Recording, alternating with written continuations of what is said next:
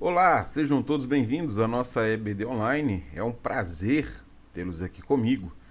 Iniciamos hoje o estudo da nossa nova revista da Escola Bíblica Dominical. Esse conteúdo que é produzido aqui, ele é para ajudar você que às vezes tem dificuldade de estar na EBD presencial ou que deseja um subsídio a mais para suas aulas ou para o seu aprendizado. Por isso, é muito importante que haja um certo comprometimento da sua parte. Quando for assistir essa aula, reserve um tempo para isso. Se precisar, aperte pausa no vídeo, assista novamente. Caso tenha ficado em dúvidas, aqui embaixo nós temos um fórum de dúvidas ou comentários onde você pode deixar a sua contribuição. Tudo bem? Esse próximo trimestre nós vamos estudar Evangelho de Marcos. E é muito importante você saber que vão existir 3 subsídios para o seu aprendizado sobre o Evangelho de Marcos. O primeiro e mais importante, a Bíblia Sagrada. A Bíblia Sagrada deve ser o recurso mais importante para você. Você deve se esforçar ao máximo para tentar ler todo o Evangelho de Marcos durante os próximos 3 meses. O seu aprendizado será muito mais efetivo se você estiver lendo o texto bíblico e fizer isso pelos próximos 3 meses. Tudo bem? Segundo, a nossa revista da Escola Bíblica Dominical. Você tem disponível para você, pela sua igreja local ou por uma editora, a revista da editora Betel, e você deve ler semanalmente os textos que estão contidos aí. Terceiro, esse vídeo. Veja, esse vídeo não é uma leitura da revista. A revista é um complemento ao que a Bíblia diz e essa aula é um complemento ao que a Bíblia diz. Então, tanto a revista quanto essa aula são complementos no seu aprendizado sobre o texto bíblico. Por isso que se chama Escola Bíblica Dominical. Não é escola revista dominical, é escola bíblica, porque a fonte central do nosso conhecimento está no texto bíblico. Tanto a revista quanto esse vídeo são produzidos para lhe auxiliar para que você tenha uma correta compreensão do texto bíblico. Então não deixe de ler a sua revista, não deixe de assistir esse vídeo. Esses 2 materiais, tanto a revista quanto o vídeo, vão ajudar você. Se você achar que esse material é útil, te ajudou, se quiser compartilhar com alguém, indique a essa pessoa para que ela possa também estudar com a gente o texto de Marcos.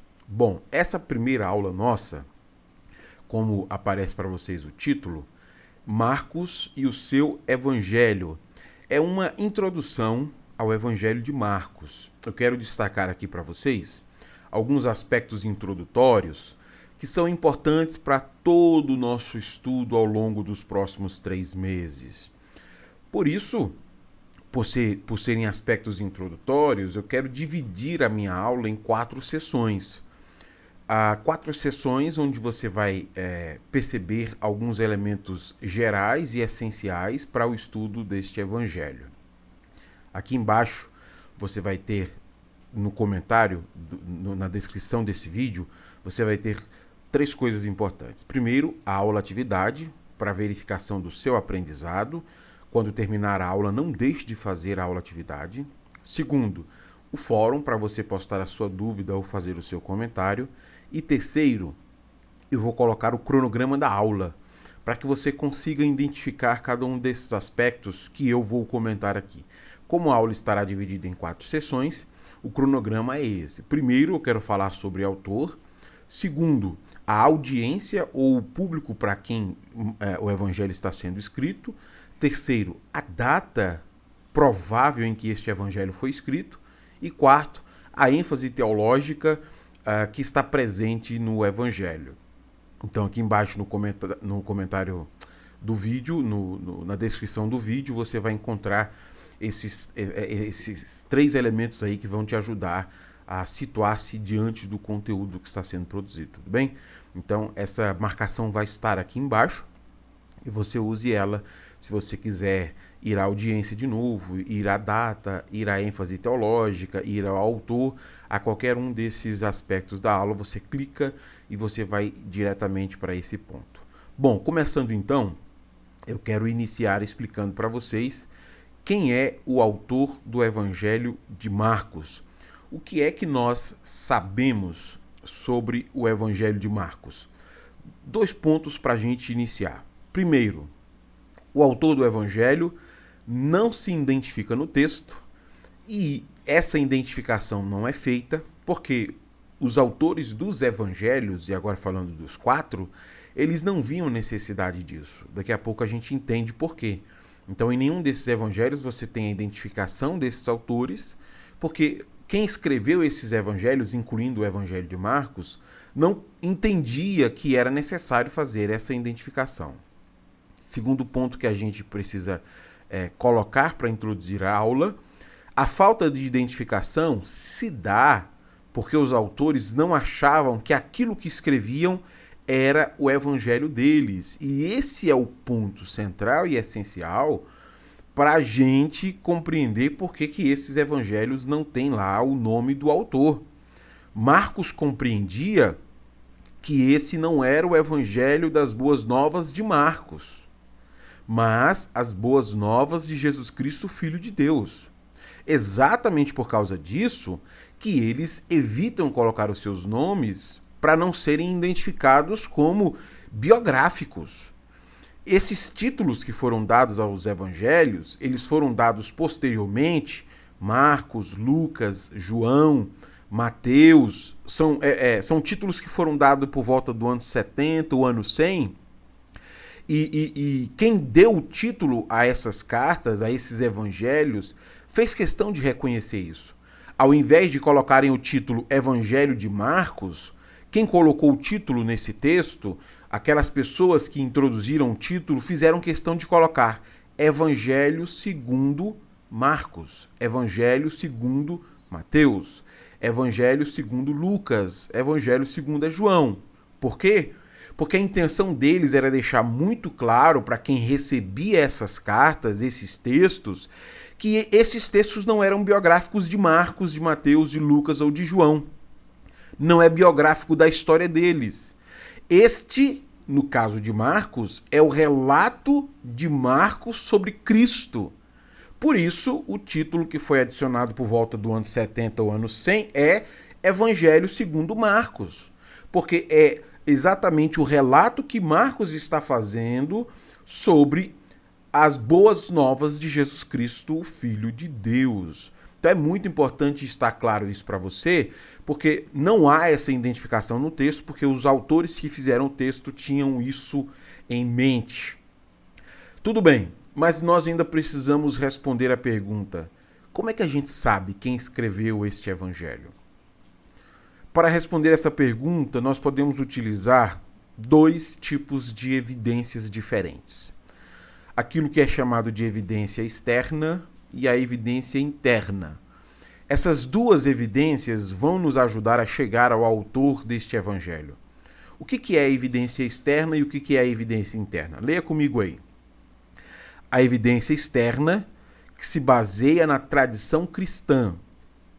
A evidência interna é aquilo que podemos aprender sobre o autor do próprio texto de Marcos. Então essas 2 evidências aí vão nos permitir chegar à conclusão mais plausível sobre quem escreveu este evangelho.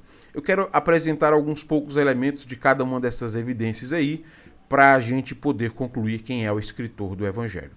Primeiro, eu quero começar então com a evidência externa. Quando nós falamos da evidência externa, nós estamos falando da tradição cristã. E no caso da tradição, a mais antiga e mais importante evidência da tradição cristã é o testemunho de Papias. O testemunho de Papias ele está presente no livro História Eclesiástica de Eusébio de Cesareia, e aquele é o primeiro documento que diz quem foi que escreveu o Evangelho de Marcos. Vamos ler esse trecho exatamente da História Eclesiástica, onde Eusébio fala sobre o argumento de Papias, quem escreveu o Evangelho.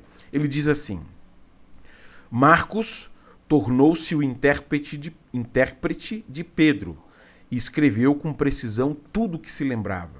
Não, de fato, em ordem, das coisas ditas ou feitas pelo Senhor, pois ele não tinha ouvido o Senhor, nem o havia seguido.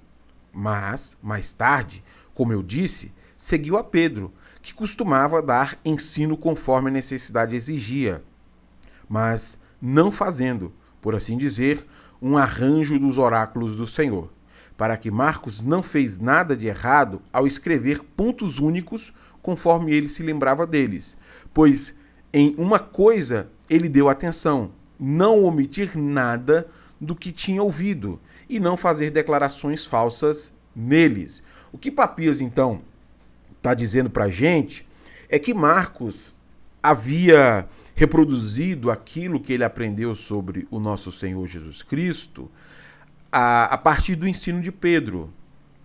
Nesse sentido, esse texto de Evangelho de Marcos, segundo Marcos, Evangelho segundo Marcos, reflete exatamente o testemunho de Pedro sobre Jesus Cristo. Segundo Eusébio, no seu texto, Eusébio vai dizer que aquilo que ele está dizendo, que está escrito aqui no texto, Papias havia ouvido essa informação de João, o apóstolo. Então, no final do ano 100, João disse isso para Papias, e Papias reproduziu esse texto aí que está no texto de Eusébio. Isso faz com que o testemunho de Papias seja o testemunho mais antigo que se tenha sobre quem escreveu o Evangelho segundo Marcos.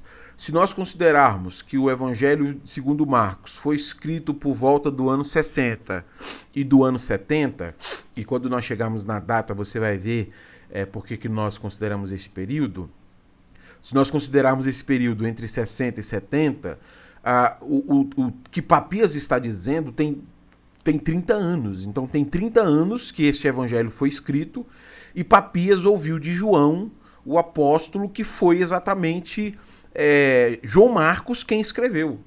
Por isso que esse texto que nós acabamos de ler é considerado a mais antiga e mais importante evidência da tradição, porque ela tem aí aproximadamente 30 anos depois de o Evangelho de Marcos ter sido escrito, confirmando que foi João Marcos quem escreveu a partir do testemunho ou daquilo que ele ouviu de Pedro.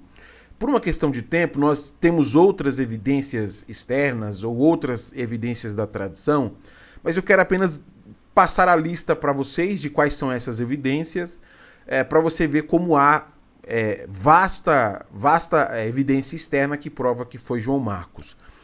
As evidências externas são essas. Nós temos aí os títulos de Marcos que são dados por volta do ano 70 e o ano 100, o prólogo antimarcionita por volta de 150 a 180, o texto de Justino Marte, 150, Irineu, 170, Clemente de Alexandria, 180, Orígenes, 200, Tertuliano, 200, Eusébio, 324 e Jerônimo, 400.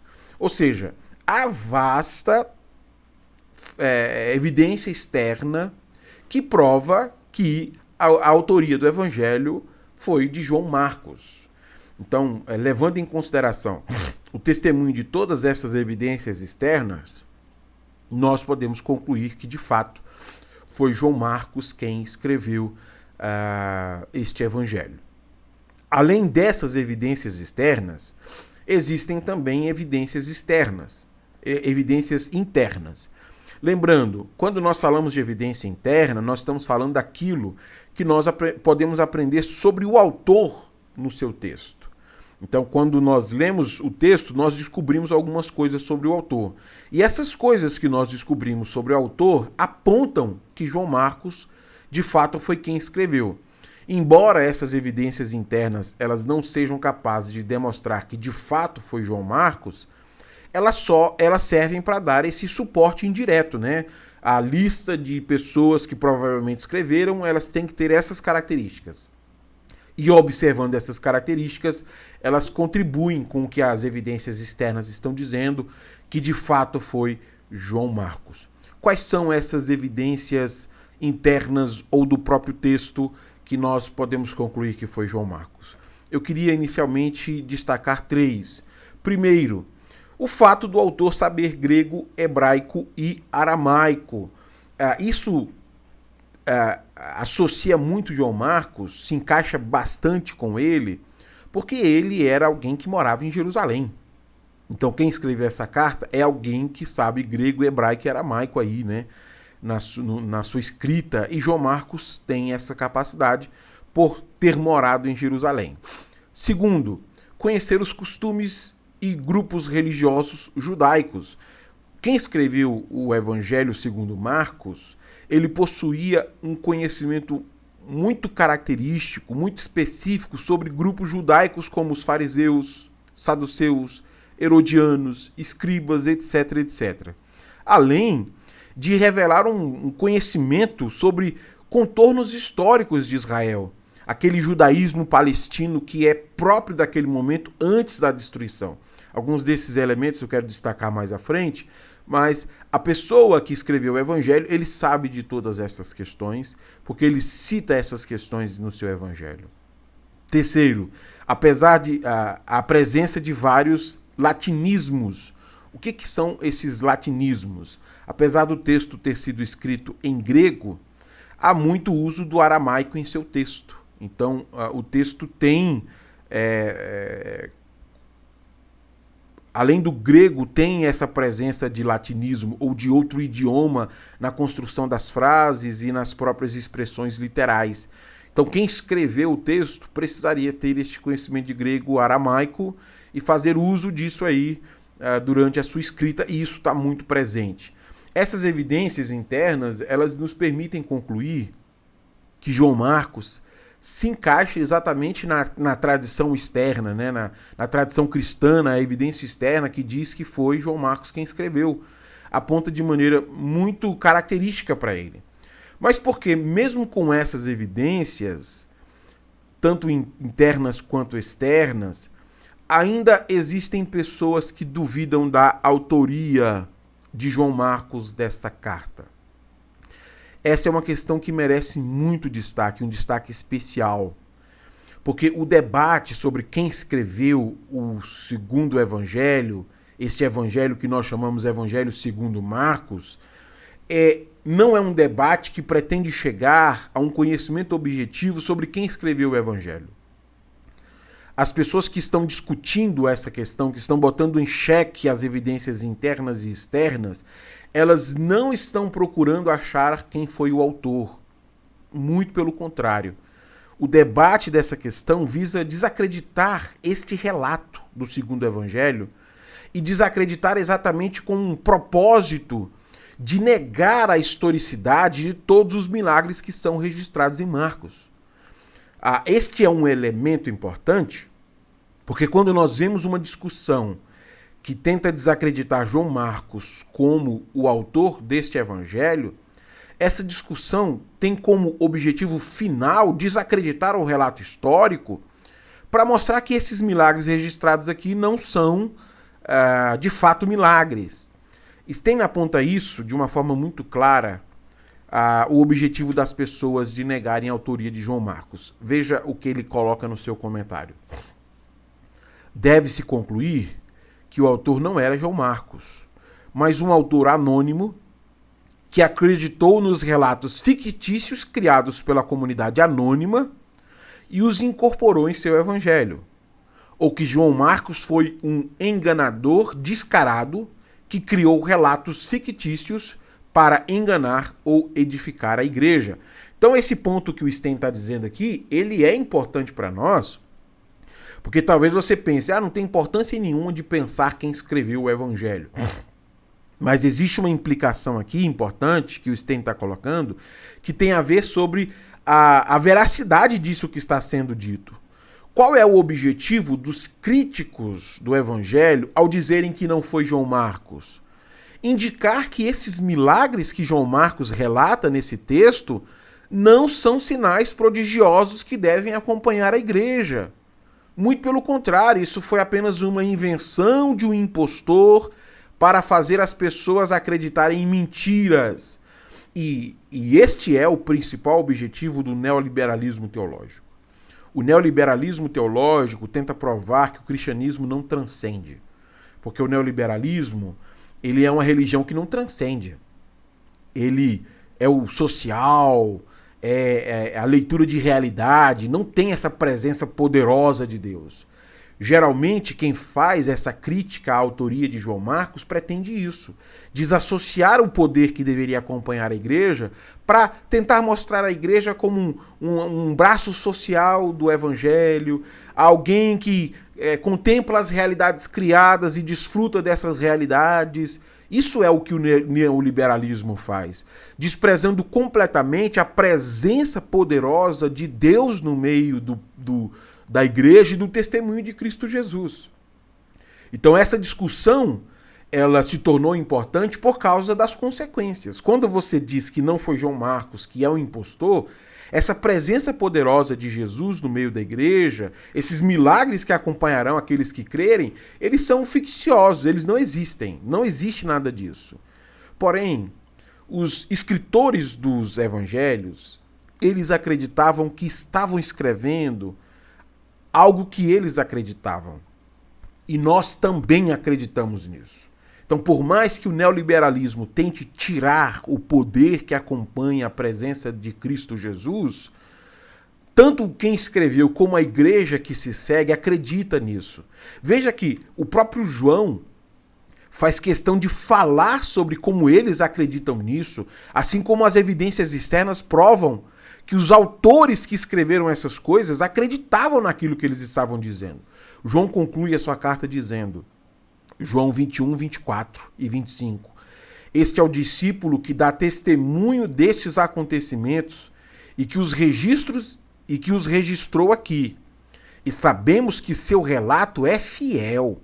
Jesus também fez muitas outras coisas.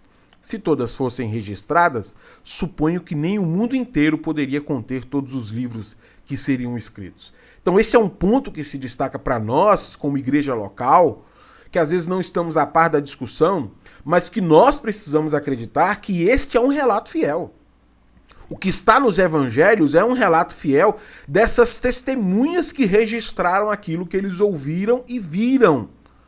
E aqui eu queria fazer questão de citar o Karl Barth, porque nesse debate entre neoliberais, Karl Barth eu acho que é quem tem argumentos muito precisos sobre como nós temos que lidar com essas dúvidas e com essas suspeitas.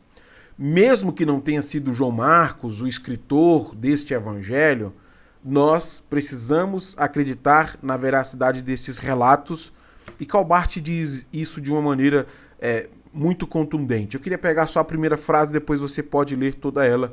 Então eu quero ler a primeira e explicar a vocês. Karl Barth diz assim: certamente não é a nossa fé que faz da Bíblia a palavra de Deus. Para a Bíblia ser palavra de Deus, ela não depende da experiência subjetiva do indivíduo. Para a Bíblia ser a palavra de Deus, ela não depende das conclusões acadêmicas que se baseiam em evidências internas ou externas. Para a Bíblia ser palavra de Deus, ela precisa fazer aquilo que ela já faz.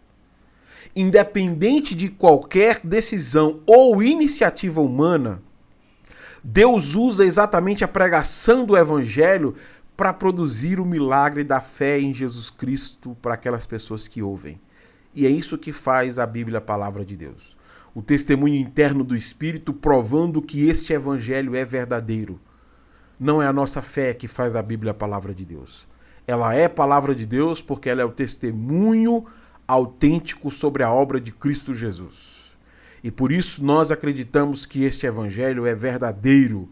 Fala-nos sobre Cristo Jesus, nosso Senhor e Salvador. Passando agora para a segunda sessão, eu quero falar sobre a audiência. Para pensar sobre a audiência, nós temos que pensar algumas características do texto para tentar descobrir para quem é que João Marcos está escrevendo.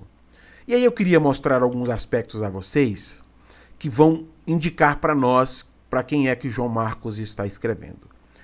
As pessoas para quem João Marcos está escrevendo não conheciam o aramaico. Nós sabemos disso exatamente por causa dessas explicações que o próprio João Marcos faz das expressões aramaicas que aparecem no texto. Eu trouxe um exemplo aqui para você. Marcos 5,41. Segurando-a pela mão, disse-lhe, Talita cumi, que quer dizer, menina, levante-se. João Marcos faz o uso do aramaico e precisa explicar a essas pessoas o que significa essa expressão aramaica, porque essas pessoas não sabiam o aramaico. Também sabemos que essa audiência era muito familiarizada com as tradições do Evangelho. Isso porque várias tradições que eram praticadas pelos cristãos, elas não são explicadas aos leitores. Marcos presumia que aquelas pessoas sabiam do que ele estava falando. Deixa eu citar um exemplo aqui para vocês. Veja a forma como Marcos cita a vinda do Espírito na vida do crente, sem fazer nenhuma explicação sobre isso. Marcos 1,8. Eu os batizo com água, falando do João Batista, mas ele os batizará com o Espírito Santo. Marcos sabe que Jesus batiza com o Espírito, mas não apresenta essas explicações sobre como seria isso. E ele não apresenta essas explicações porque ele presume que os ouvintes sabem sobre aquilo que ele está tratando.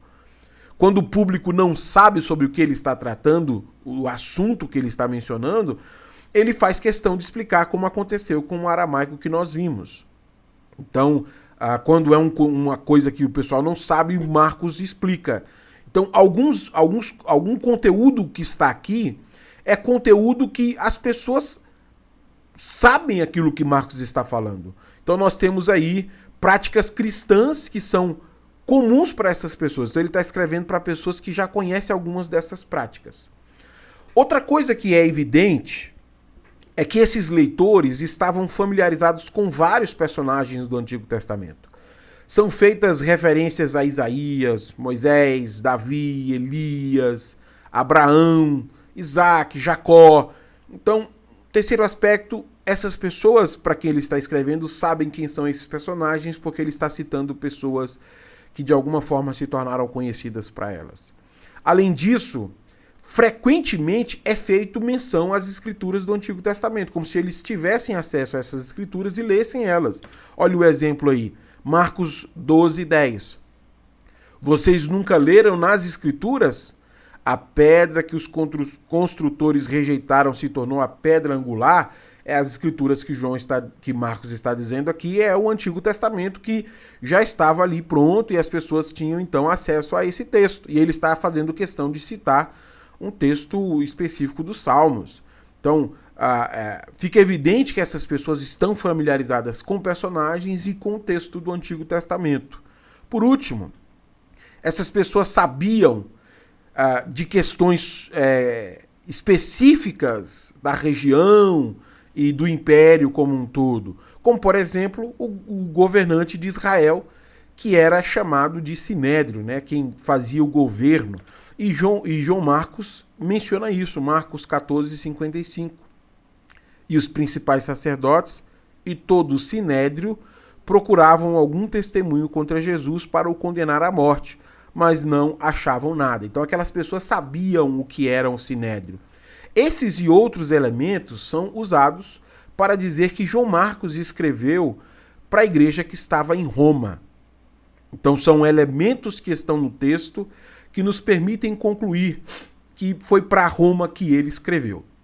E aqui eu queria colocar um comentário do Stein, onde ele faz uma precisão de que foi para Roma que Marcos escreveu e não para a Fenícia, como alguns acreditam. Leia comigo aí. A associação do Evangelho de Marcos com Roma encontra na tradição da igreja primitiva bastante força e apoio. Se as advertências de Marcos, no capítulo 13, do versículo 9 ao 13, e em outros lugares são dirigidas aos leitores do Evangelho e destinadas a prepará-los para a perseguição tanto na sinagoga quanto do Estado, o último se encaixa no tempo de Nero, muito melhor do que a suposta perseguição da igreja palestina durante a guerra judaica. Então, o que o Stein está destacando para a gente é que esse elemento faz com que o evangelho ele seja muito mais facilmente associado a Roma do que aos fenícios. porque algumas pessoas acham que ele escreveu para cristãos sírio-fenícios, né? Mas este elemento histórico serve para mostrar para nós que muito provavelmente foram sim os romanos, porque não é conhecido nesse período nenhum tipo de perseguição à igreja do primeiro século, senão aquela que está sendo realizada pelo Império Romano. Então, quando o texto de Marcos foi escrito entre o ano 60 e 70, a única perseguição que está sendo feita aos cristãos é essa que está sendo motivada por Nero em meados dos anos 60. Então, todos esses elementos nos permitem chegar à conclusão de que João Marcos está escrevendo para a igreja que está em Roma. Passando agora para a terceira sessão, eu quero falar sobre a data. Quando foi, provavelmente, que João Marcos escreveu este evangelho? Mais uma vez, Stein vai nos ajudar. A evidência externa mais forte para datar Marcos vem da tradição.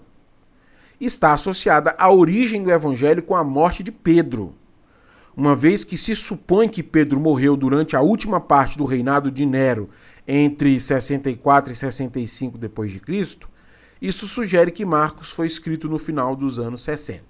Então o que Stein está dizendo para a gente é que quando nós formos pensar a data, nós temos que pensar este elemento da perseguição, para pensarmos no público também, e pensarmos que o evangelho foi escrito como a morte de Pedro tendo aí acontecido e sendo o eixo motriz para que João Marcos tenha produzido esse testemunho.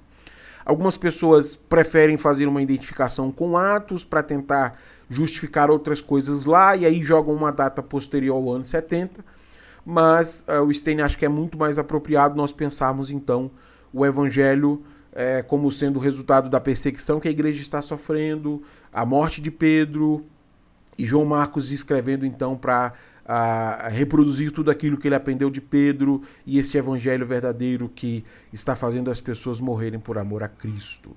Então, muito provavelmente, o evangelho foi escrito entre o ano 60 e 70 por ocasião desses acontecimentos todos.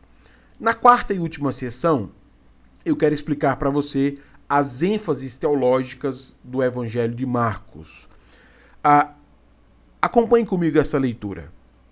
Dentro de Marcos, encontramos várias ênfases teológicas. E é claro que, como o vídeo não ficar muito longo, eu quero pegar só a principal, a mais importante do Evangelho.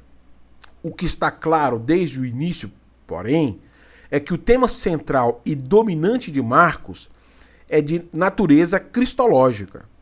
Isso fica claro desde o início. Marcos é sobre o Evangelho a respeito de Jesus Cristo, o Filho de Deus. Cada relato em Marcos concentra a atenção do leitor, de alguma forma, em Jesus. Então, o retrato que Marcos faz de Jesus Cristo, o Filho de Deus, é um retrato multifacetado. Por isso que existem várias ênfases teológicas. Para ajudar aquele leitor a entender quem era Jesus, Marcos apresenta alguns destaques. Primeiro, Marcos apresenta os milagres de Jesus. Segundo, Marcos apresenta as palavras e as ações de Jesus. Terceiro, Marcos apresenta os títulos que são dados a Jesus. E esses três elementos aqui são mais importantes das ênfases teológicas porque eles apresentam para nós o tema central deste texto. O Evangelho segundo Marcos tem como tema central o que está escrito em Marcos 1:1, o Evangelho a respeito de Jesus Cristo, Filho de Deus. Essa é a ênfase teológica essencial e principal do Evangelho, para explicar para os seus ouvintes ou para o seu público sobre isso. Repetindo, Marcos fala sobre os milagres de Jesus, as palavras e ações de Jesus e os vários títulos que ele vai dar a Jesus. Só que daria para a gente fazer uma outra aula apresentando todas essas ênfases, mas durante o trimestre nós teremos a oportunidade de estar aqui estudando com vocês e eu convido você a participar sempre das nossas aulas para que nós possamos juntos estudar alguns elementos importantes do Evangelho de Marcos todos os dias, todas as semanas aqui na nossa EBD Online. Tudo bem? Eu espero você então na próxima aula para que a gente possa iniciar a exposição, explicação e aplicação de textos bíblicos deste Evangelho. Até a próxima aula então.